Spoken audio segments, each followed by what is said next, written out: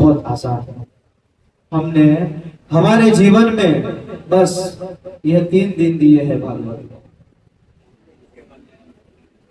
सोचिए जरा, ईश्वर को 3 दिन मात्र दे दिया, और ईश्वर की कृपा कितनी हमारे पर। चौथे दिन राम, कृष्ण, वामन सभी आज हमारे बीच अवतरित है। આ શું આપ્યું આપણે અને તમે બધાએ? આ 3 દિવસ खाली ने खाली समय आप्यो છે। और यही चीज हमने कल ध्रुव जी महाराज के पास से सीखी। ध्रुव महाराज ने मात्र 6 महीने 6 मास આટલા જ આપ્યા હતા। એમને જેવા મહિના આપ્યા છે ને 6 મહિના, આપણે એવા 1 કલાક પણ નથી આપી શકવાના। એટલા માટે इसीलिए कृष्ण को, भगवान को, ईश्वर को परम दयालु ऐसे नाम से हम उपमा देते हैं। है कि नहीं ईश्वर दयालु?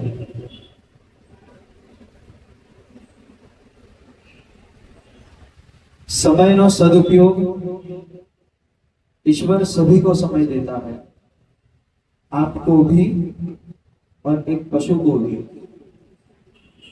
पशु अपना समय अपने जीवन में किस प्रकार व्यतीत करता है?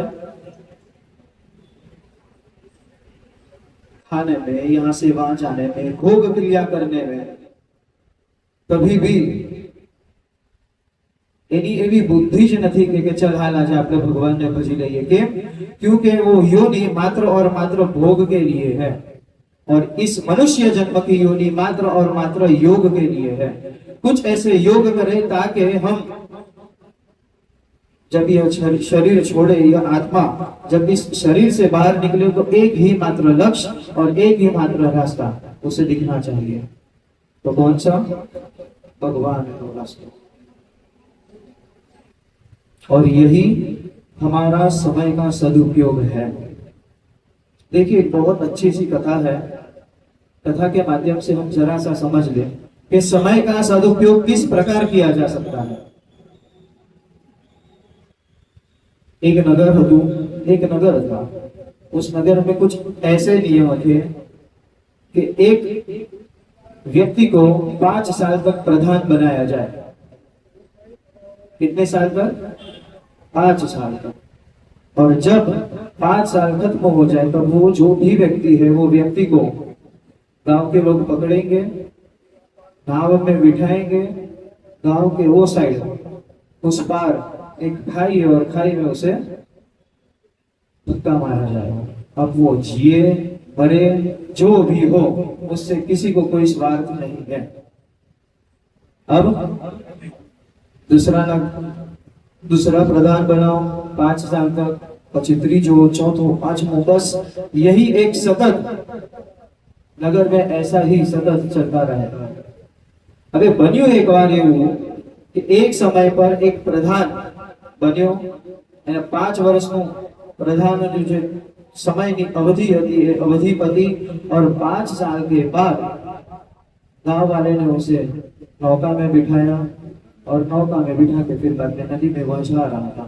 तब वो नाविक ने पूछा कि भाई, मारो 10-15 वर्षનો અનુભવ છે, આજથી પહેલા 10-15 પ્રધાન રાજા અહીંયા આવ્યા છે અને બધા જ રુદન કરતા હતા, બધા જ રડતા હતા। और रोने का एकमात्र कारण शोक। 5 साल में जो भी कमाया सब पीछे छूट गया। मेरी बीवी, मेरे बच्चे, मेरे घर बंगलो, जो भी मैंने जो कमाया सब चीज मेरे पीछे छूट गई। और आगे क्या है? मात्र एक मौत और मौत, बीजू काई ज नहीं मारा आत्मा सामे। तब ये नाविक ने प्रश्न पूछा। सब इसके पहले रो रहे थे, और आपके मुख में एक भी ग्लानि नहीं है, एक भी दुख, शोक, भय कुछ नहीं है। क्यों? उसका कारण मुझे जानना है। तब वह नाविक ने यह प्रश्न आप सभी से किया, और जवाब आप सभी देंगे। क्या कारण होगा कि उस प्रधान, उस राजा के मुख पर दुख नहीं है, शोक नहीं है, मृत्यु का कोई भय नहीं है?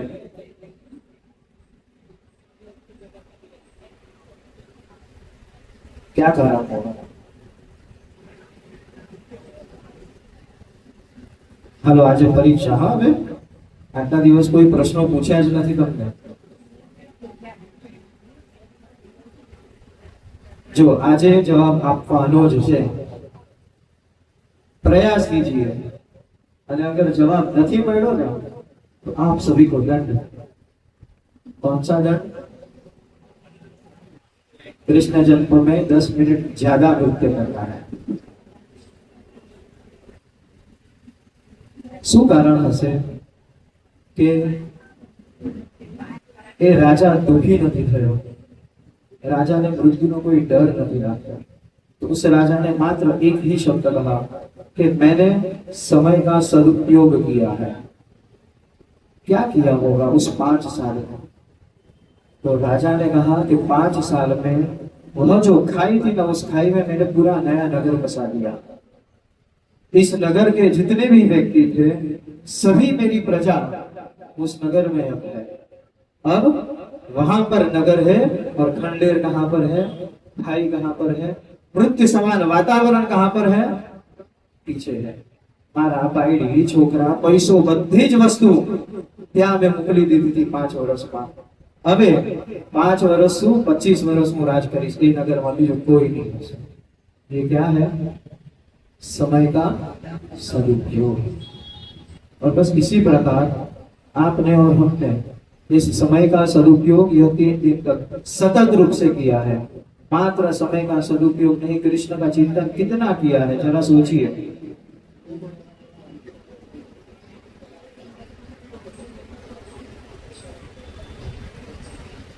कौन सीधी कथा हो, कोई पण कथा हो, कथा थी कोई निस्बत ज नहीं। कोई पण चरित्र होय, चरित्र थी पण कोई हमने लेवा देवा नहीं, पण बधा ज चरित्रो बधा ज वर्णनोना पछी एकमात्र तात्पर्य निकले छे, एकमात्र सारांश निकले छे। और वो कौन थे? कृष्ण। आटली भक्ति करी होय तो आपड़ा वच्चे आवे नहीं? आपको आवशे। इसके लिए थोड़ा और ध्यान लगाना पड़ेगा, उसके लिए थोड़ी सी और भक्ति करनी पड़ेगी। और शरीर में जो थोड़ा सा गंध है, बुद्धि जो मैली है, वो सभी मैली तत्व बधी ज वस्तु हमने बाहर काढ़ी देनी है। कल कहा था ना मैं उदाहरण में, यदि एक कुत्ते को भी नीचे बैठना है तो पूंछ से सर्वप्रथम जमीन साफ करेगा और फिर बाद में बैठेगा। तो यहाँ तो कृष्ण को बिठाना है। कृष्ण को बिठाने से पहले हमने किसको बिठाया इस मन में? भक्ति महारानी को बिठाया, ज्ञान बिठाया। कुछ वैराग्य तत्व हमारे शरीर के अंदर भीतर ही भीतर ऐसे उत्पन्न किए कि अब मोह थोड़ा कम हो जाए। और मोह कब कब होता है? जब हमारे भीतर मोहन की उत्पत्ति होती है। तो अपने आप एना जानते कोई प्रयास करवो पड़े नहीं, मोह निकली जाए। और ऐसी ही प्रयास हमने कल ध्रुव की चरित्र से कुछ प्रयास किए कि भगवान का तप किस प्रकार किया जा सकता है, भगवान की प्राप्ति किस प्रकार की जा सकती है। और साथ ही साथ यह सबक भी सीखा कि भगवान से द्वेष हमें कहां तक ले जा सकता है। कौन सी कथा के माध्यम से? दक्ष प्रजापति, है ना।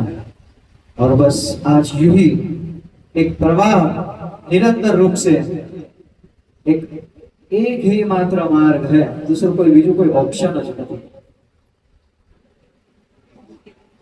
यहां से खाली समझिए कि यहां से हमें बोरीवली जाना है तो लिंक रोड है, एसवी रोड है, हाईवे है, बहुत सारे ऐसे रास्ते हमें मिल जाएंगे कि जो रास्ते से हम बोरीवली तक एकदम सरल पहुंचे जाएंगे। यदाचित लिंक रोड पर ट्रैफिक है तो चलो एसवी रोड से पकड़ते हैं, एसवी रोड पे भी ट्रैफिक है तो चलो हाईवे से जाते हैं। बार बार सिग्नल मिल रहा है अंदर से, यहाँ से वहां से, रिक्शा वाले को हम परेशान करेंगे कि भाई यहाँ से ले वहां से ले। क्यों? हमें हमारे लक्ष्य तक जल्दी पहुंचना है। तो यह भी एक ही रास्ता है। श्रीमद् भागवत महापुराण का एक ही मात्र लक्ष्य है, कहा? कृष्ण प्राप्ति। और ये कृष्ण प्राप्ति में के लिए एक ही मात्र मार्ग है। तो कहो भगवान ने अंदर पेरा बेसाड़ो, सतत निरंतर रूपથી તેની પ્રતીક્ષા કરો। कौन सा ऐसा भक्त है कि ईश्वर बुलाने पे तुरंत आ गया? हर एक भक्त के भाग्य में प्रतीक्षा लिखी हुई है। कोई एवो भक्तो नहीं कि जेना भाग्यમાં प्रतीक्षा नहीं लखी हशे। कोई एवो भक्त नहीं हशे जेना नसीबમાં दुख नहीं लख्યું हशे। यहां तक मैं कहना चाहूंगा कि जिस भक्त को नारद मिले हैं, नारद मिलने के बाद भी दुख तो मिला ही है, मिला है ना। और हमें सुख कृष्ण दे रहे हैं। कौन सा सुख? आज मैंने यह सुख अनुभव किया। यहाँ पर दो कुर्सियां हैं, एक हैंडल वाली और एक बिना हैंडल वाली। कुछ ऐसे भक्त हैं जो भक्त यहाँ पर आए, दृष्टि घूमी और तुरंत मारी अभी काली हैंडल वाली कुर्सी देखा दी ना।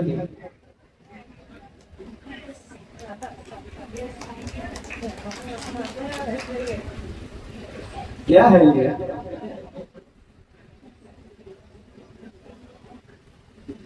देखिए, किसी का अपमान या अनादर नहीं है। हंसी मस्ती मजाक से यहाँ पर हमें कुछ सीखना है कि हमारा एकमात्र लक्ष्य कहाँ पर है? बोलिए, हैंडल वाली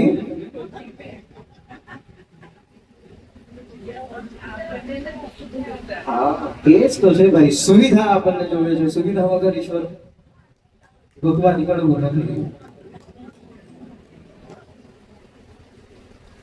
देखिए, आप सभी के पास, आप तीनों के पास हैंडल वाली कुर्सी है ना। मेरे पीछे तकिया भी नहीं है, यहाँ पर हाथ रखने के लिए तकिया भी नहीं, और ये कूलर है उसकी हवा भी नहीं यहाँ पर छूटी।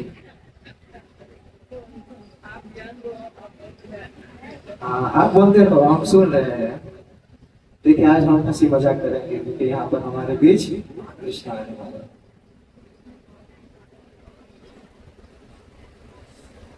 आज हम हंसेंगे भी, खिलेंगे भी, हम नाचेंगे भी, બધું જ કરશું। હવે કાલથી ખાલી જલસો જ છે, उत्सव જ છે। ये दिन की अंदर बहुत ज्ञान ले लिया हमने।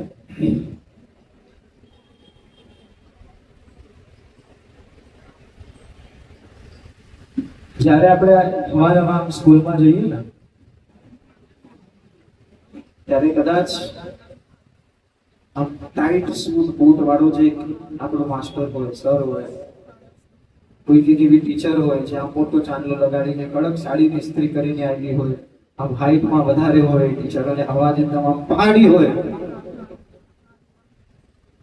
જ્યારે પહેલી નજર પડે ને આપણે બી જઈએ, ડરી જઈએ। આ સર જે માસ્ટર कैसे होंगे, આ શિક્ષક આ શિક્ષિકા કેવી હશે, ખબર નથી આપણને। એટલે આપણે બધાને ને આમ નિયમમાં રહીએ, ભાગમાં રહીએ। કદાચ જો અગર મસ્તી કરશું એટલે આપણને મસ્ત પ્રેમથી ઓલો ધંધો હારવાનો છે। પણ મહિના, 2 મહિના, 3 મહિના થઈ જાય, એક રૂટ થઈ જઈએ, આપણે ખબર પડશે કે કદાચ આટલી મસ્તી કરીશ ને તો કાંઈ નહીં બોલે, એ ચલાવી લે છે। હવે મને ખબર પડી ગઈ છે કે આ ટીચર કેવી છે। થોડીક વધારે મસ્તી કરશું એવા પણ અંદાજો એક આવી જશે કે નહીં, એક આ લિમિટ છે, આ લિમિટ સુધી હાલો ને મસ્તી કરી લઈએ, આપણી જ ટીચર છે। કેમ? ત્યારે એક પ્રેમ, એક આપણે એકબીજાના સાથે તલ્લીન થઈ જઈએ। કેમ? કારણ કે આપણી ઓળખ વધી છે। तो बस यही 3 दिन तक हमारा परिचय इस भागवत के साथ, इस कृष्ण के साथ कुछ ऐसा हो चुका है कि अब यदि वक्ता के सामने आपको हंसना भी है ना तो आप हंस पाओगे। निश्चित रहिए क्योंकि आप भागवत में हो।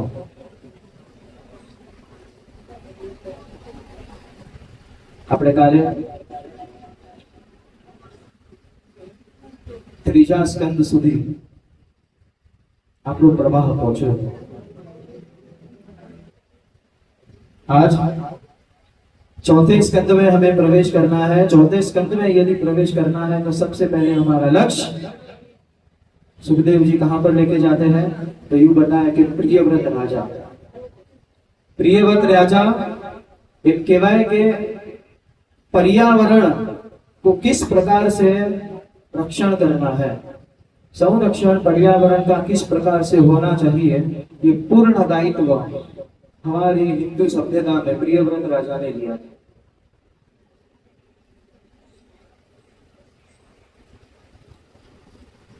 आ विश्वમાં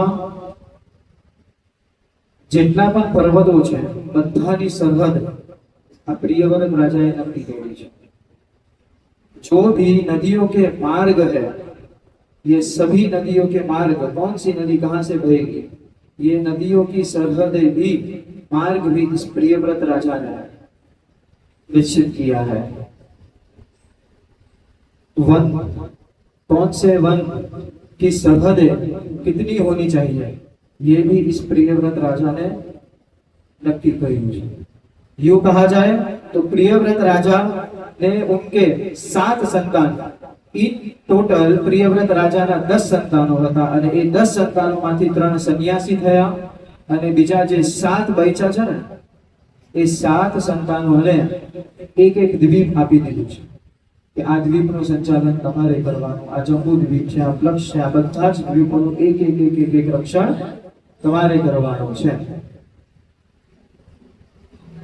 और इस प्रियव्रत राजा का एक संतान अंगिदरा, एनो एक संतान नाभि राजा અને એ નાભि રાજા મેરુ દેવી સાથે એમને લગ્ન કર્યા અને એમનાથી એક જે સંતાન ઉત્પન્ન થયું એ ऋषभदेव। और ये ऋषभदेव તો એમ કહેવાય કે યજ્ઞ આગાદી યજ્ઞ કઈ રીતે કરવું એ બધું એમને જ્ઞાન આપણને આપ્યું અને સાથે સાથે એ એટલા તેજસ્વી હતા કે એમનો એક માત્ર લક્ષ્ય, તો कौन सा लक्ष्य, એમ કીધું કે સન્યાસી બનીને હર હંમેશ અહીંયા ને ત્યાં અવધૂતના રૂપમાં ફરતા જ રહેતા, लंबी जटाएं। कोई यदि इस ऋषभदेव को देख ले तो ऐसा लगेगा कि ये कोई भिक्षुक है, इसमें कोई इतना तत्व नहीं है, कोई इतनी बुद्धि नहीं, एनो वेश એટલે કે અવધૂત વેશથી હર હંમેશ ऋषभदेव ફરતા। और હજી એક વિશેષણ એમને આપ્યું છે કે એક કેવા હતા અને એક કેવા કૃત્યો કરતા હતા। તો એમાં એમ કહેવામાં આવ્યું કે એ ઋષભદેવ દેવ એમના જ પોતાના મલમૂત્રમાં આરોડતા હતા। सोचिए, ईश्वर का एक अंश, ईश्वर का एक अवतार, और ऐसी लीलाएं એ આપણને આમ કહીએ ને કે આ હોજરી જે છે ને એટલી મોટી નથી કે આપણી આ બધી વસ્તુ આ બધી વાત આમાં પચી શકે। પણ અહીંયા એમ કીધું છે કે જે બુદ્ધિ અવધૂત બુદ્ધિ છે, જે બુદ્ધિને કોઈ મનુષ્યથી લેવા દેવા જ નથી, ખાલી પરમ ઈશ્વરની પ્રાપ્તિ કરવી છે ને એના માટે થઈને આ પરમ સાધન છે। खुद के ही मलमूत्र में यूं ऐसे सोना और शरीर में खुद का मलमूत्र लगा हुआ है, उन्हें रत्ती भर का भी फर्क नहीं है। क्या कारण है? एकमात्र कारण कि अगर जो हूं आवो रहीश ने तो दुनियाना लोग मारा पासे नहीं आवशे, दुनिया के लोग मेरे निकट कभी नहीं आएंगे। देखिए, मनुष्यથી दूर રહેવાના કેવા કેવા સાધન ઈશ્વર ઉત્પન્ન કરી શકે છે અને એવા માર્ગ પર આ રહ્યા છે।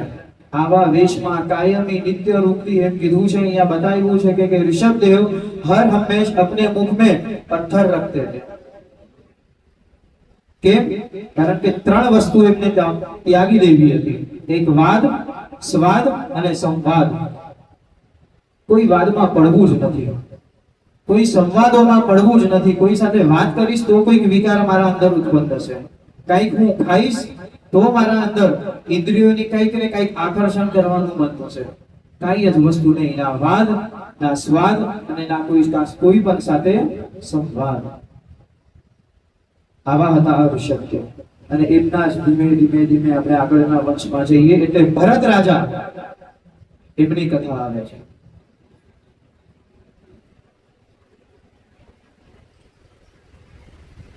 अब આ ભરત રાજા કહેવાય કે પોતાના જ પિતા એટલે કે ऋषभदेव એમના જ માર્ગ પર ભરત રાજા ચાલવા વાળા વ્યક્તિ છે। જેટલા વિદ્વાન જેટલા જ્ઞાની આ ઋષભદેવ હતા ને એમથી પણ વિશેષ જ્ઞાન આ ભરત રાજામાં થયું। जो આપણા ઇતિહાસમાં 3 भरत થઈ ગયા। हमारे भारतवर्ष में 3 भरत हो चुके हैं। कौन से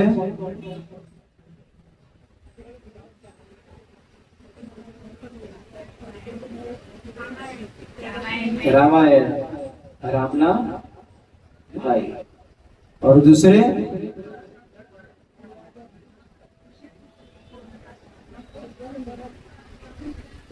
આપણે જેની કથા સાંભળીએ છીએ ભરત, જેમને આપણે જળ ભરત તરીકે પણ ઓળખીએ છીએ, અને ત્રીજા દુષ્યંત અને શકુંતલાના याद અહીંયા સુધી હતું है ना, यहाँ तक था। पर थोड़ी भूख लगी ना तो ऊपर आने की जगह नीचे चली। तो आ 3 भरत આપણા ભારત વર્ષમાં થઈ ગયા। એમાંથી આપણે આ જળ ભરતની વાત કરવાની છે આજે। એટલા વિદ્વાન એટલા તેજસ્વી બધા જ શાસ્ત્રોનું જ્ઞાન લીધું અને એ ભરતથી ભરત ઋષિ બની ગયા। देखिए ज्ञान आपको क्या बना देता है ना। यदि कोई एक व्यक्ति ने ब्राह्मण कुल में अवतार लिया है, यज्ञोपवीत भी धारण की है, पर गुरुकुल में जाके आचार्यों के पास से मंत्रों की दीक्षा नहीं ली, वेद का पारायण नहीं किया, वेद का अध्ययन कभी भी नहीं किया है ना, तो आवा ब्राह्मण ने अपने पगे लागशु है ना। अपने कया ब्राह्मण ने पगे लागी छे? જેમને વર્ષોનું ત્યાગ અને એના સાથે સાથે પોતાની જે બાલ્ય અવસ્થા હતી, આપણા છોકરાઓ નાનપણમાં ભણતા હતા, रमता था, खेलते थे, कूदते थे, और ब्राह्मण का एक बालक जो 6 साल का महज है उसे गुरुकुल में भेज दिया जाता है કે આપણા ધર્મનું રક્ષણ કરવાનું છે અને આપણા ધર્મનું રક્ષણ માત્ર ને માત્ર ગ્રંથોથી જ થશે। અને એ જ ગ્રંથોના શ્લોક બોલો, મંત્ર બોલો, બધી જ વસ્તુ કંઠસ્થ કરીને જ્યારે એક બ્રાહ્મણ બહાર નીકળે અને આમ બહાર આવે ને તો એવા બ્રાહ્મણને આપણે બધા પગે લાગીએ છીએ। ब्राह्मण तो ये पर होता है, ब्राह्मण तो आप पर होता। भरत तो ये भी है और भरत ऋषि भी है। भरत ऋषि कई रीते बनिया तो हम जो के एक ज्ञान, वो ज्ञान के आधार से ये परिवर्तन और ये उच्च दर्जा इस भरत ऋषि को मिला।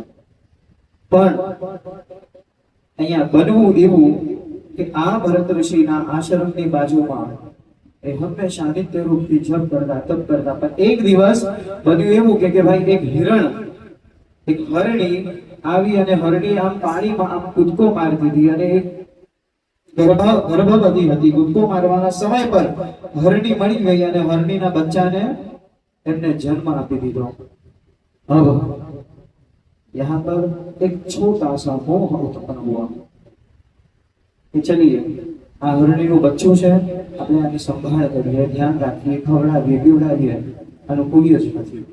એટલે એનો મોહ, એ મોહના થકી એક જવાબદારી પોતાના માથે એમને લીધી।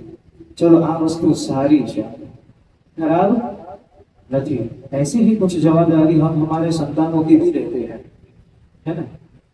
पर एक બેન અહીંયા કાલે આવ્યા હતા અને એટલે મને આ જ પ્રશ્ન પૂછ્યો હતો કે મોહ અને આસક્તિ આના વચ્ચે ફરક શું છે? તો આના વચ્ચે ફરક એ જ છે કે તમારો બાળક સ્કૂલમાં, ટ્યુશનમાં ભણવા જાય છે, તમને ચાલે છે ને, આ આપણો મોહ છે, આપણે એને ટ્યુશનમાં, સ્કૂલમાં મૂકીએ છીએ। પણ આસક્તિ એટલે શું? કે આપણાથી એક પળ માટે પણ એ સંતાન દૂર થવો જોઈએ नहीं। પછી ભલે એનું ભવિષ્ય બગડી जाए, स्कूल नहीं मोकलવો, ट्यूशन नहीं मोकलવો, क्यों? मुझसे दूर हो जाएगा, मेरी नजरों से दूर चला जाएगा, ये हमने परवर से नहीं। आ आसक्ति है। आसक्ति में कोई हित नहीं। कदाच मोह में આપણે બીજાનું હિત જોઈ લઈશું, પણ આસક્તિ આપણને એટલી પાગલ બનાવી દેશે એ વિષય પ્રત્યે કે પછી આપણે આગળ પાછળ કાઈ પણ જોશું नहीं, बस ये मोह की मात्रा धीरे धीरे धीरे धीरे बढ़ती ही चली गई। अब हुआ क्या, एक पल के लिए भी वो हिरणी का बच्चा यदि आंखों से ओझल हो जाए ना तो बेचैन हो जाते थे यहाँ पर भरत जी महाराज। અને પછી માનસિક ત્રાસ, માનસિક ટેન્શન કે જે સમય પર હું નહીં હોઈશ ત્યારે આ હિરણને ધ્યાન કોણ રાખશે। આ શક્તિ એટલી પ્રબળ થઈ ગઈ કે આ જ ચિંતામાં ને ચિંતામાં એમને પોતાનું શરીરનો ત્યાગ કરી દીધો। अब हुआ क्या, मैं काले ज कीधुं હતું તમારું જો અગર કોઈ કાર્ય અધૂરું રહી જશે તો એ કાર્ય ઈશ્વર પૂરું કરાવશે જ। યાદ આવી એ કથા? આજે એની કથા છે, કાલે ઉદાહરણથી સમજ્યા, આજે કથા પ્રત્યક્ષ રૂપથી સમજવાની છે કે એમનો મોહ, એમની આસક્તિ શેમાં હતી? હરણમાં હતી। એટલે બીજો જન્મ ભગવાને એને હરણીની યોનિમાં જ આપ્યો। अरे दूसरे जन्म में उस जीव, उस आत्मा का जन्म, उस आत्मा को कौन सा शरीर मिला? हरण। હવે બન્યું એવું કે હરણ આખા જંગલમાં વિચરણ કરે છે, અહીંયાથી ત્યાં, ત્યાંથી અહીંયા ફરે છે और एक समय पर एक स्थान पर आके रुक गया और देखा कि આ પૂર્વ જન્મની મારી જગ્યા છે જ્યાં હું અહીંયા બેસીને જપ તપ કરતો હતો। उसे याद हुआ कि મારી ભક્તિ અધૂરી રહી ગઈ છે, મારો તપ અધૂરો રહી ગયો છે, ઈશ્વરને જે મારે પ્રાપ્ત કરવું હતું એ યાત્રા મારી असफल बनी है। उसी क्षण वह हिरण का जो शरीर था, वह हिरण का शरीर उस आत्मा ने त्याग कर दिया और हरण पर पड़ी हुई। और अब तीसरा जन्म, और इस जन्म में भी उन्हें नाम क्या प्राप्त हुआ? तो जड़ भरत। क्यों? क्योंकि भरत की बुद्धि एकदम जड़ समान दृश्यमान हो रही थी नहीं, लोगों को दिख रही थी। जिनके पास माया का चश्मा था ना, उसे ही उस भरत की एक छाप कैसी दिखी? आ तो जड़ छे, आ तो मूर्ख छे, आने तो खेतરમાં ઊભા રાખીએ તો શું કરે છે? લોકોને સામેથી બોલાવે છે, પશુ પક્ષીઓને સામેથી બોલાવે છે કે આવો, આ બધું જ હરીનું છે, મારું કાંઈ જ નથી, આવો ને લેતા જાઓ, આવો ને લેતા જાઓ। ऐसी मनोवृत्ति वाला, ऐसी उदार मनोवृत्ति वाला लोगों को क्या प्रतीत हो रहा था? कि ये जड़ है। અહીંયા કોઈ બેન આવ્યા હતા, જો કોઈ એનું અપમાન નથી, મસ્તીની જ વાત છે। એમને ચશ્મા પહેર્યા હતા, है ना? आप भी थे ना? हाँ, दिखाइए जरा वो चश्मा। हाँ, कोई दिक्कत नहीं, 1 मिनट हम आपको देख देंगे। बहुत मजे के चश्मे हैं। लाओ इधर जाओ।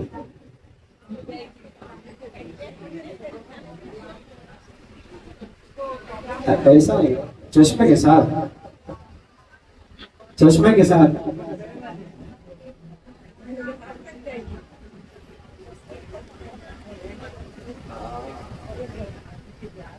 बस बेसी जाओ, સાંભળવા માટે ચશ્મા નહીં જોવે।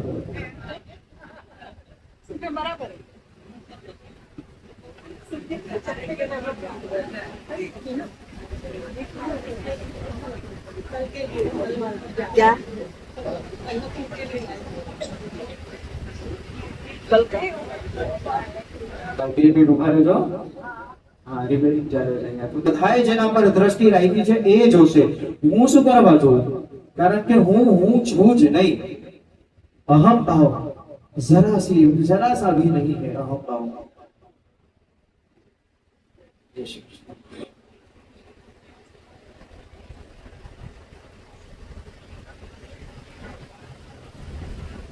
तो अहम भाव इस राजा को जरा सा भी नहीं। अंदर से राजा पुनः आवाज दे रहा है, उसे भूख लगी है तो उसे खाना दे दीजिए, उसे प्यास लगी है तो उसे पानी दे दीजिए, और उसे कहे कि पालकी सही रूप से एक समान समन्वय रूप में पालकी पकड़े और चले। बस यही प्रश्न। और फिर से भरत महाराज ने यहाँ पर जड़ भरत ने एक जवाब दिया, भूख, ये भूख क्या होती है? प्यास, ये प्यास क्या होती है? हमें पता ही नहीं। बस ये शब्द सुनकर भरत रघुगण राजा पालकी से बाहर नीचे उतरते और बाहर उतरते ही उन्हें कहते हैं कि भाई मूर्ख, तने खबर नहीं पड़ती कि हूँ कौन छू? रघुगण राजा क्या जाऊं छो, बारंबार एक ही अभिमान, एक तो मैं राजा और ब्रह्म ज्ञान प्राप्त करने जा रहा हूं। तब इस परम ज्ञानी जीव जड़ आत्मा जड़ भरत ने क्या कहा, तब जड़ भरत ने कहा कि भाई तो क्या जाए છે બ્રહ્મ જ્ઞાન પ્રાપ્ત કરવા માટે તેને બ્રહ્મ જ્ઞાનની પ્રાપ્તિ થશે જ નહીં। જે વ્યક્તિની બે દૃષ્ટિ હોય તું અને હું, ये दो दृष्टि आप और मैं, ये दो दृष्टि से देखने वाला व्यक्ति ब्रह्म ज्ञान प्राप्त करने जा रहा है। विचारो तो और सब परम ज्ञान ले लिया, परम ज्ञान दे दिया। इस रघुगण राजा ने देखा कि भाई शरीर पर जड़ोई છે એટલે હવે એ વ્યક્તિ અલર્ટ સાવધાન થઈ ગયો છે કે આ બ્રાહ્મણ છે, કંઈક તો જ્ઞાન હશે અને એ જ બ્રાહ્મણ પાસેથી असंख्य प्रकारનું જ્ઞાન પ્રાપ્ત કર્યું છે અને જ્ઞાન પ્રાપ્ત કરીને હવે આજે આ જળભરત પોતાના રસ્તે નીકળ્યા છે અને રઘુગણ રાજા પોતાના રસ્તે નીકળ્યા છે। क्या था ज्ञान में बस यही थी कि ये पंच महाभूत का शरीर है, यदि आप मुझे मारोगे भी तो भी मुझे नहीं लगने वाला। किसे लगेगा? यदि मैं आपको मार रहा हूं तो दुख किसे होगा? मैं हूं ही नहीं, मैं क्या हूं? पंच महाभूत हूं। यदि दुख होगा, यदि दर्द होगा, यदि दर्द का स्पर्श किसी को होगा तो किसे होगा? पृथ्वी को, अग्नि को, जल को, तेज को, उसे होगा। मैं हूं ही नहीं। और इससे ऊपर की तत्व की बात की, यदि आप मुझे मारते हो तो मुझे कोई फर्क नहीं पड़ने वाला, क्योंकि इस शरीर के भीतर एक परम आत्मा, परम तेज स्थित है जिसे आप नहीं मार सकते, जिसे आप नहीं जला सकते, जिसे आप नहीं काट सकते, है ना। शरीर को हम जला देते हैं, शरीर के साथ क्या आत्मा जलती है? नहीं जलती। उसी शरीर की जो राख है हम गंगा में, यमुना में, सरस्वती में उसे प्रवाह करते हैं, वो राख भीग जाती है, आत्मा भीगती है? नहीं भीगती। कदाच ऊपर थी नीचे आम पड़े ने साहेब मानस, आप 10मा माळथी जो ईश्वरनी लीला केवी अद्भुत होय छे। एक बाइक से, चलो मैं तो बोल रहा हूँ बाइक भी बहुत दूर की बात है, बस यूं ही चल रहे हो, एक छोटा सा पत्थर आ गया और पत्थर को पैर स्पर्श करके व्यक्ति गिर गया और वहां पर ही उसी समय तत्क्षण उसकी मृत्यु हो गई। देखे हैं ऐसे किस्से? सुने हैं? और ऐसे किस्से सुने हैं कि एक व्यक्ति 10वें वाले से नीचे गिरा है, लोह का दंड, लोखंडનો સળિયો આખો આમ શરીરના આર પાર નીકળી ગયો છે અને તે છતાં પણ એ વ્યક્તિના શ્વાસ ચાલે છે। હોસ્પિટલમાં મૂકશો એટલે શ્વાસ ચાલતો હશે ને વ્યક્તિ જીવતો નીકળશે, है ना। देखे हैं हमने ऐसे किस्से। તમે વિચારો તો ખરા, વ્યક્તિ ઉપરથી નીચે પડે છે, લોખંડનો સળિયો આમ આર પાર ઘૂસી જાય છે, તે છતાં પણ કૃષ્ણ મારો નાથ એને બચાવી લે છે અને પોતાના પગના અંગૂઠામાં આટલું નાનકડું બાણ વાગ્યું, કેટલી નિમિત્ત બનાવી, આટલું બાણ નાનું અને પોતે સ્વધામ પધારી ગયા। સળિયો આર પાર થઈ ગયો અને બચાવી શકતા તો પોતાના જાતને નહોતા બચાવી શકતા।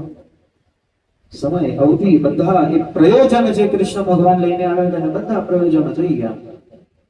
બસ હવે કળિયુગનો સમય છે। હવે એ કળિયુગ કૃષ્ણ ભગવાને આપણા હાથમાં આપ્યું છે। બોર્ડરનું ગીત છે ને, अब तुम्हारे हवाले वतन साथियों, મરી ચૂકે જેટલાને બલિદાન આપવું હતું બધાએ બલિદાન પોતાનું આપી દીધું, બધા જ इस भूमि, इस माता के लिए कट गए, किसी ने हाथ काटा, किसी ने खुद का गला कटवाया, पर इस भारत मां के झंडे को झुकने नहीं दिया। और फिर लास्ट में यही कहा ना कि ये पूर्ण भारत हम तुम्हारे हवाले करके जा रहे हैं। और उस भारत की दशा हमने क्या की?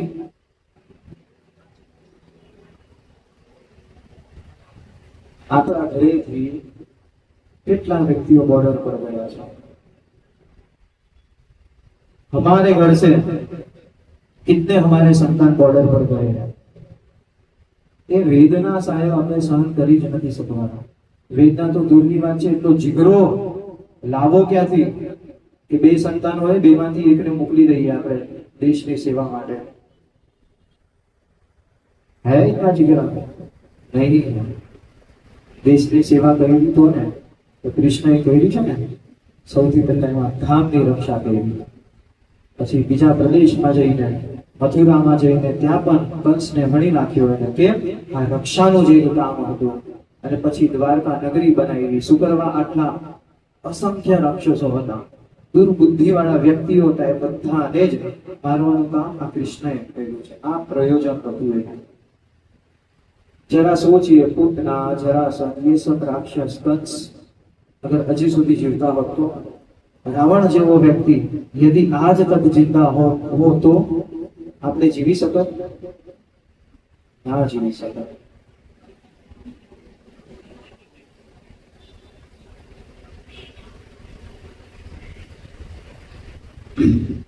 તો આજ ભગવાનનો પ્રયોજન છે.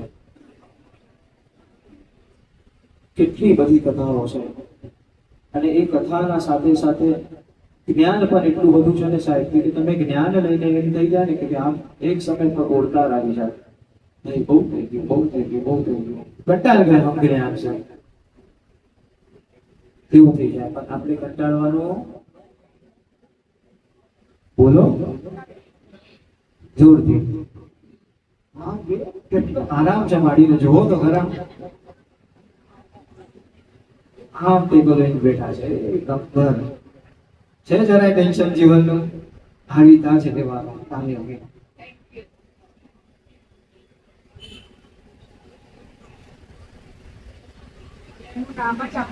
જોજો, જે સમય પર આપણી બુદ્ધિ બધી જ વસ્તુ ભેગી કરવામાં માનતી હોય ને, એ સમય પર આપણે આમ ખુલીને હસી નથી શકતા. અને જે સમય પર આપણને ખ્યાલ આવી જાય, હું ગમે તેટલું પકડી રાખીશ,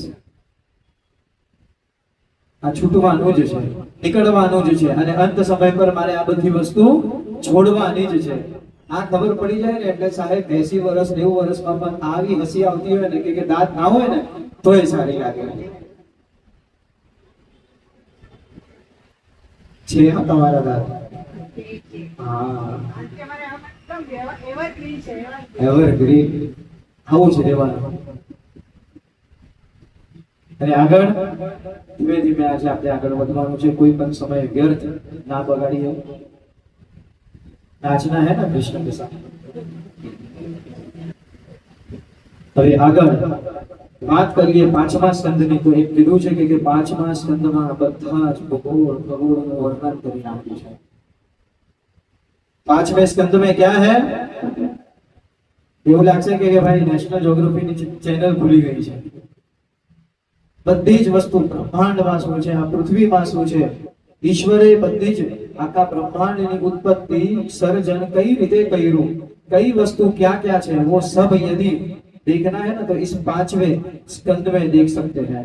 आ पांचमो स्कंद એટલે આખો ભૂગોળ અને ખગોળનો સ્કંદ. મેં પહેલા જ દિવસે કીધું હતું તમને, सच्चिदानंद रूपाय विश्वोत्पत्त्यादि हेतवे. यदि इस भागवत को हम देखना चाहे तो हम तीन दृष्टि से देख सकते हैं. कौन सी तीन दृष्टि? ज्ञानी, विज्ञानी और अज्ञानी. ज्ञान की बात हो गई. अब जरा सी विज्ञान की बात कर लेते हैं, है ना. और फिर बाद में हम अज्ञानी बन के कृष्ण को बुलाकर हम बस उसके साथ रास करेंगे. तो आ विज्ञानी बात है. आ पांचमो स्कंद विज्ञानी नो छे, रस छे. क्यारेक तो ना पाडो तो मारे ओछું बोलવું, है ना. तो ये पांचवा स्कंद यहाँ पर विज्ञान का स्कंद है. किस प्रकार से 7 द्वीपों का प्रादुर्भाव हुआ, किस प्रकार से 7 समुद्र इस भगवान ने बनाए. आ 7 द्वीप, 7 समुद्र, 9 खंड. આપણે કહીએ ને નવખંડ નારાયણ, નવ દુર્ગા ને ઘણી ખંભા, ઘણી ખંભા, ઘણી ખંભા. ये शक्ति थी, जे शक्ति थी नारायणे एनी आ प्रकृति बनावी छे. एनी प्रकृति कोण? तो आ नारायण. આપણે એટલા માટે જ આ ગાઈએ છે. હવે એમ કીધું कि 7 द्वीप, तो 7 द्वीप कया तो जोधपुर द्वीप, लक्षद्वीप, कुश, क्रौंच, पुष्कर, શકદ્વીપ અને પછી શાલ્મદ્વીપ, આ 7 દ્વીપો આયા અને આ 7 દ્વીપો માટે થઈને પોતપોતાના બધાએ સમુદ્ર આપી દીધા છે। सभी द्वीपों के लिए एक एक समुद्र है। किसी द्वीप के लिए लवण जैसे दिखने वाला या तो लवण सा स्वाद वाला द्वीप है। लवण यानी के नमक है ना, समुद्र हमारा खारा है। कहीं कहीं जगहों पर इक्षु यानी के गन्ने के रस समान हमें समुद्र दिखाई पड़ता है। कोई कोई ऐसा है कि जहां पर दही जैसा, दूध जैसा, कहीं पर है ऐसा कि एकदम शुद्ध पानी। ऐसे अलग अलग 7 समुद्र है। फिर बाद में 9 खंडों की रचना की। भरत खंड, भद्रखंड, हरि, हिरण्यगर्भ, केतुमा खंड, इलाव्रत खंड, कुरु, रम्यक और किंग पुरुष, ऐसे नाम से ये 7 खंड भगवान ने बनाया। और फिर बाद में समय की बात की है। यहाँ पर देखिए, नम्र निवेदन फिर से पुनः एक बार सभी को, यदि कोई यहाँ से पसार हो रहा है, यदि कोई कुछ काम कर रहा है तो वो स्वयं का काम कर रहा है, तुम्हारे लिए तो कोई काम नहीं कर रहा है ना। आप आपकी मानसिक दृष्टि से एकदम फ्री रहो। એ શું કામ કરે છે, કેમ ઉઠ્યો, શું કરવા માટે ઉઠ્યો, છોડી દો એ બધી વસ્તુ। आपका एक लक्ष्य, एक ध्यान यहाँ पर ही होना चाहिए। जो यदि कोई क्लासरूम, जिस क्लासरूम में 100 बच्चे एक साथ परीक्षा दे रहे हैं और एक ही शिक्षक सभी पर ध्यान रखे हुए हैं, तो कभी कभार आप चीटिंग करोगे तो उसे पता नहीं चलेगा, है ना। पर यदि उसी 100 बच्चों के बीच 5 शिक्षक आ जाए तो, है ना, एक शिक्षक नो भार કેટલો ઓછો થઈ જશે। 10 માં 100 માંથી અને 25 નું ध्यान રાખવું પડશે। और फिर यदि हम कुछ कॉपी करने, चीटिंग करने का प्रयास करें तो शक्यताएं बहुत बढ़ जाती है कि हम पकड़े जाए, है ना। तो आप यहाँ से यहाँ देखोगे ना, पकड़े जाओगे। कारण के हूँ अहिया कथा, मैं यहाँ पर कथा आप सभी को दे रहा हूँ। ऐसा नहीं है कि आंख बंद किए हुए हूँ मैं, और ऐसा भी नहीं है कि आप मुझसे बहुत दूर बैठे हो। जिस प्रकार बड़े बड़े भागवत पंडालों में वक्ता से बहुत दूर श्रोता बैठे हो और श्रोता असंख्य है, तो कौन बात कर रहा है, कौन क्या कर रहा है, उस वक्ता की दृष्टि नहीं पड़ती।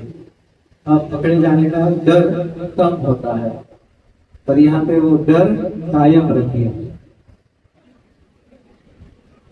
પહેલા જ કીધું, ડર હશે, ભય હશે, બીક હશે તો તમે નીતિથી નિયમથી ચાલશો, અને જો તમે નીતિથી નિયમથી ચાલશો તો પાકું પાકું પાકું ભગવાનની પ્રાપ્તિ થશે।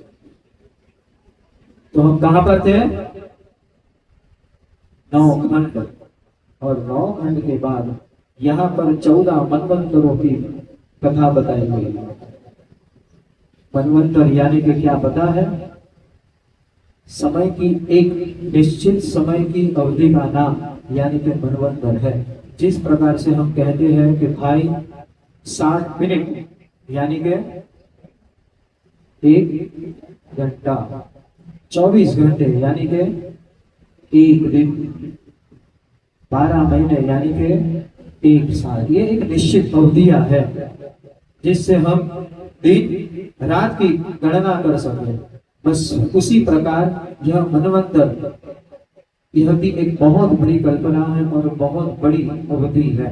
तो कितने मनवंतर है हमारे इस हिंदू सभ्यता में, सनातन संस्कृति में 14 मनवंतर बताए गए हैं। यदि कोई कहे कि भाई यह बात गलत है तो उसे कहने दीजिए, पर यह बात आप सभी के लक्ष्य में ठोस बना के फिक्स करके बिठा दीजिए कि 14 मनवंतर है। और जरा इस 14 मनवंतर से हमारी सृष्टि की उत्पत्ति की कल्पना करना आगे।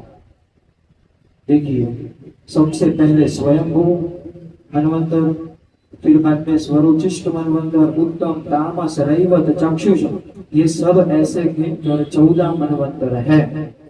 और इस मनवंतरों में से हम आज कौन से मनवंतर में है? वैवस्वत नाम के मनवंतर में है।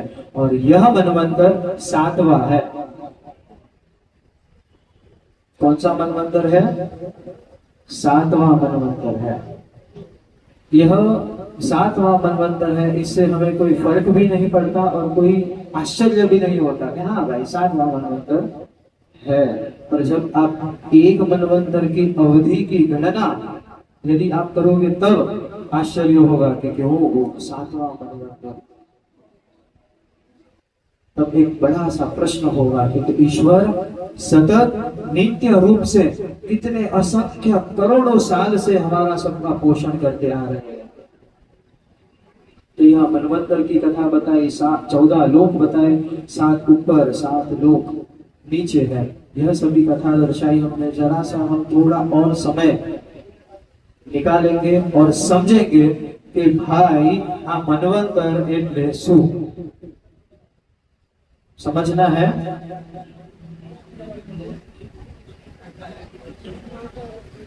वो इंटरेस्टिंग टॉपिक है।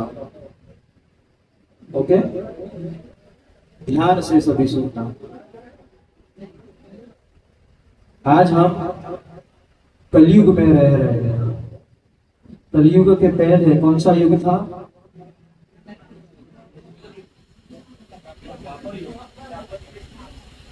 और उसके पहले? और उसके पहले? हाँ हाँ, बड़ा बुनियादी आप सभी।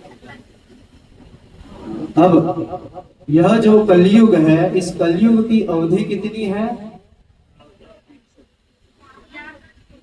यस, अच्छा है, पता है कितनी अवधि है? 4,32 वर्ष, 4,32 साल, 32,000 साल इस कलयुग की अवधि है। और इसमें से हम कितने साल में जी रहे हैं? लगभग आश्रय 5,000 में 125, 26, 27, 28 कितना वर्ष से खबर नहीं, पर 5,000 से ऊपर का साल ही है। ऊपर 100, 125, 200 की अंदर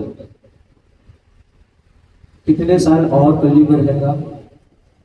सोचिए, यदि 5 साल में कलयुग का प्रभाव हम सहन नहीं कर सकते और तो कितने लाख साल बाकी है। चलिए और ऊपर जाते हैं जरा। तो 4,32 ना पची द्वापर युग आव्यो। और ये द्वापर युग की अवधि कितनी है? अरे बेटी गुनिया कर दो। हेलो कालो मोबाइल कितने हुए? 4,32 के डबल 60 नहीं, विद्वान चल रहा है बता। 8,64 है, 8,64,000 इस द्वापर की अवधि है। फिर बाद में उससे थोड़ा और एक स्टेप ऊपर चढ़िए तो त्रेता। तो त्रेता एम कीधु के 12,96,000 इस त्रेता की आयु अवधि थी। और फिर बाद में सतयुग, और सतयुग की अवधि 17,28,000 साल। विचारो, ये हुआ मात्र एक चतुर्युगी। समझना, कदाच ऊपर मगजना ऊपर जती हશે આ બધી વસ્તુ, પણ થોડીક ભાર આપીને શાંતિથી સમજજો અને 2-5 મિનિટ કોઈ પાણી અને ચા અને આ બધી વસ્તુ નહીં પીશે તો આપણે કાઈ ભૂખ તરસથી ખાવાનું નથી, જળ ભરત કહીને ગયા છે, है ना। इसे कहते हैं हम एक चतुर्युगी, यानी कि एक कलयुग, द्वापर, त्रेता और सतयुग, इन तीनों की अवधि यदि एक कर दे, इन तीनों को एक ब्रैकेट में फिक्स कर दे, उसे हम एक चतुर्युगी कहेंगे। और उस एक चतुर्युगी का 43,20,000 साल होते हैं एक चतुर्युगी का। और वैसा यह कौन सा युग है? कौन सा चतुर्युग है? 27वां।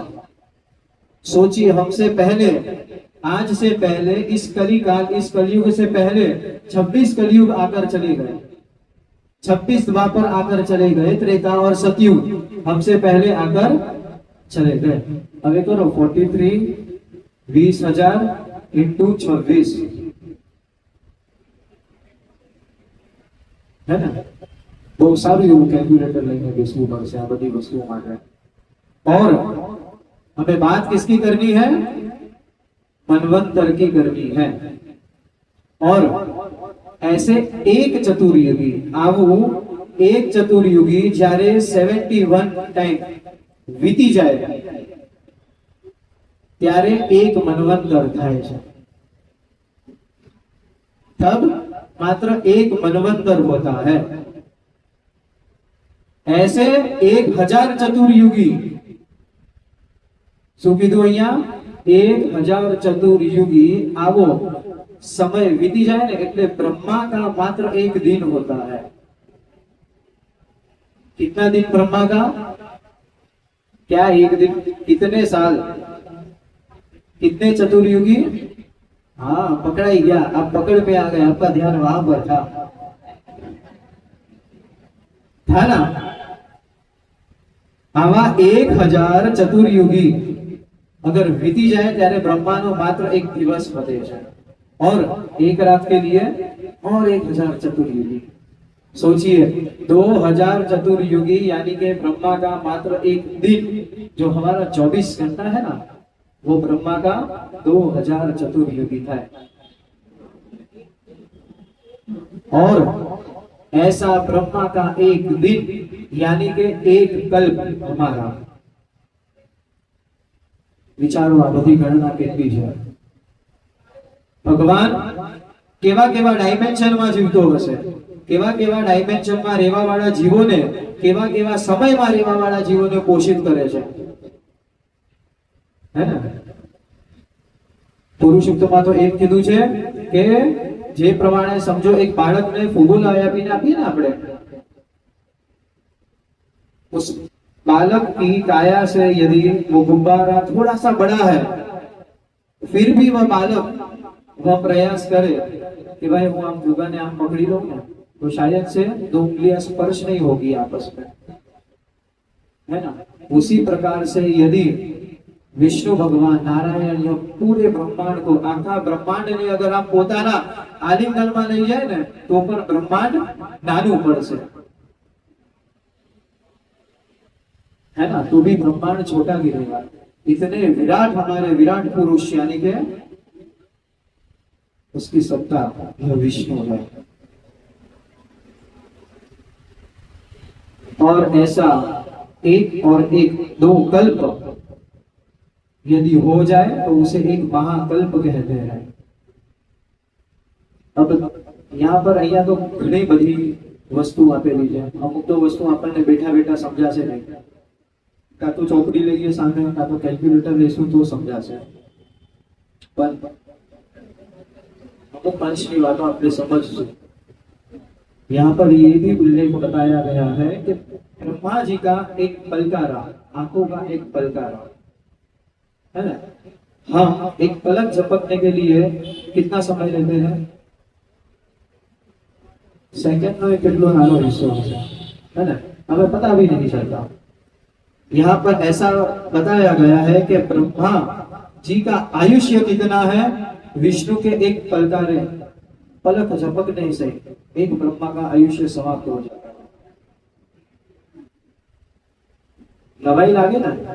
आ सत्ता निरंतर सतत रूप से ऐसे ही चली आ रही है અને આમાં કોઈ આમ ડિસબેલેન્સ નામની કોઈ વસ્તુ જ નથી।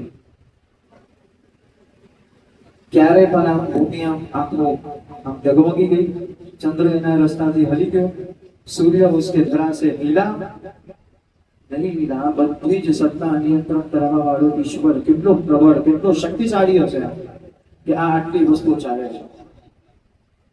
हम सब कहते हैं ना कि ईश्वर सदा हर एक क्षण हमें देखता है।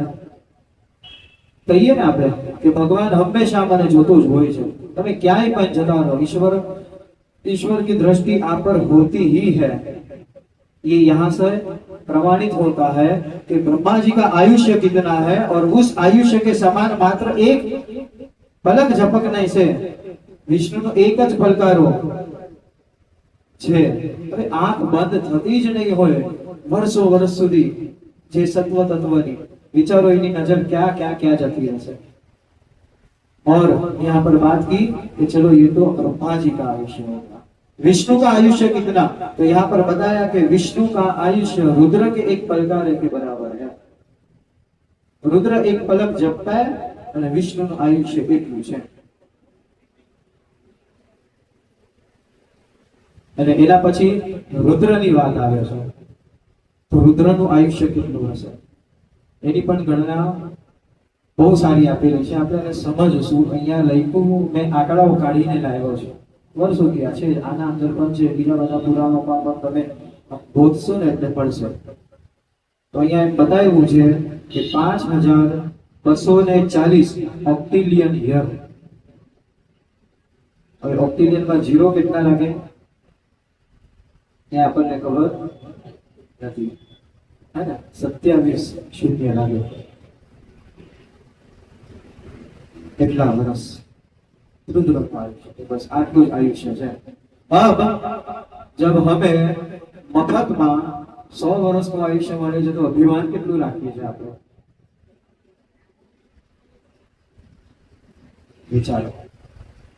ऐसे ही एक मनवंतर आता है जहां पर सब प्रलय हो जाता है, પછી એક આખું કાળ એક આવે છે ને એક મનવંતર કહીએ। એ મનવંતરમાં પાછું ઈશ્વર વિરામ કરે છે, બધાને પોતાના ગર્ભમાં સમાહિત કરે છે અને પાછી નવી સૃષ્ટિનું સર્જન કરે છે અને પાછું આ જ ચાલે છે, પાછું આ જ ચાલે છે। આ સતત આ સાયકલ આમને આમ ચાલતી જ રહે છે। ઈશ્વર ક્યારે પણ થાકતો નથી। કેટલી મોટી સત્તા હશે, કેટલી મોટી સત્તા હશે, આપણા વિચારના પારની આ બધી સત્તા છે।